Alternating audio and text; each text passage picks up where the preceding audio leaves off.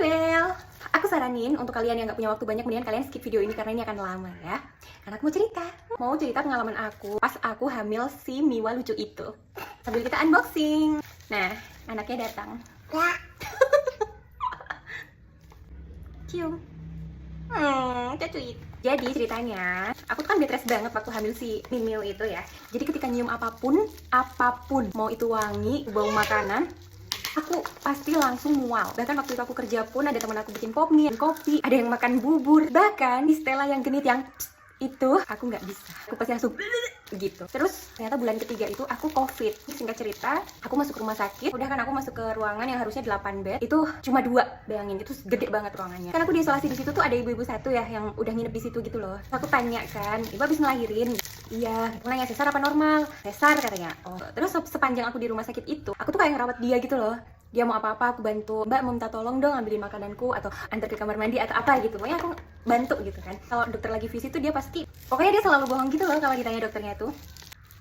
Dia bilang aku udah kangen anakku. Oh iya sih, bener juga. Akhirnya dia pulang itu kan dia pulang sore ya. Dari sore ke dari sore ke malam itu tuh aku nggak bisa tidur, bukan karena takut horor atau apa ya, cuma karena emang sendirian, juga nggak bisa dikunjungin suami. Udahnya itu sampai jam 3, terus dengar nih suara bed yang jalan itu kan, tuk. Nah, karena aku super extrovert, aku tuh dalam hati tuh bilang, besok aja kenalannya. Dia udah dibaringin, petugasnya keluar, ya mungkin 2 menit lah, ibu-ibu yang barusan ditaruh, dia tuh gini, kan aku auto bangun ya, bu kenapa bu gitu. Dan kalian tahu apa yang terjadi? Ya betul, aku melihat dia mengeluarkan bayinya. Oh my god. Gimana coba perasaan kalian? Yang aku tuh bukan perawat, bukan apoteker, bukan dokter, bukan apa.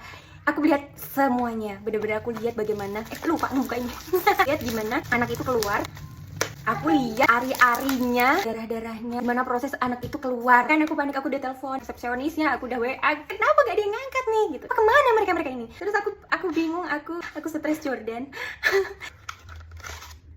Tiba-tiba si perawatnya tuh datang, bilang gini, lucu. Perawatnya bilang kan, pas ibu nelpon, kita tuh lagi lepas APD. Tahu ibu nelpon, jadi kita pakai lagi. Terus habis itu aku bilang, iya nggak apa-apa, iya itu anaknya udah keluar. Aku bilang gitu. Karena petugasnya kayak, aku tadi di IGD nggak boleh ini, mau udah bukaan 9 tapi nggak boleh ngedan sama perawat yang di sana. Kasihan. Terus aku tuh kayak, ya Allah. Nah udah nih, ini belum selesai. Perawatnya bilang, bu saya tutup dulu ya kordennya, ini saya mau jahit. Sejak kejadian si ibu tadi melahirkan sampai sarapan datang jam 7, itu aku nggak tidur. Jadi semalaman aku nggak tidur ya. Terus sarapan datang kan, yang nganternya bilang, bu ini saya buka kordennya ya gitu. Buka deh kordennya, jebret. Tahu kalian apa yang terjadi? Si ibu-ibu tadi yang melahirkan itu udah duduk lagi sisiran. Dia udah mandi, keramas kayaknya. Terus aku bilang sama si ibunya, bu kamu keren banget. Itu cuma doang, anaknya keluar dengan sendirinya. Terus aku bilang ke si ibunya, boleh nggak kalau misalnya saya request, ibu kasih nama anak itu Nisa, karena itu adalah orang yang melihat dia lahir. Beneran dong dinamain Nisa. Dan ini buktinya, aku sampai sekarang masih chattingan sama ibunya. Oh my god, aku tuh nggak ngerti lagi ya sama ibu-ibu pejuang kayak gitu. Ternyata anak ketiga juga, jadi pantesan dia tahu jalannya. Singkat cerita kayak, ya Allah terima kasih ya telah menunjukkan seperti ini padaku. Gini ya perjuangan normal. Tapi akhirnya aku lahiran sesar. Ya begitulah, tapi terima kasih Kim, keren banget ini sunscreennya. Sambil aku cerita, terima kasih ya sudah mendengarkan. Yang mau tahu kisah hidupku yang lainnya, nggak usah komen.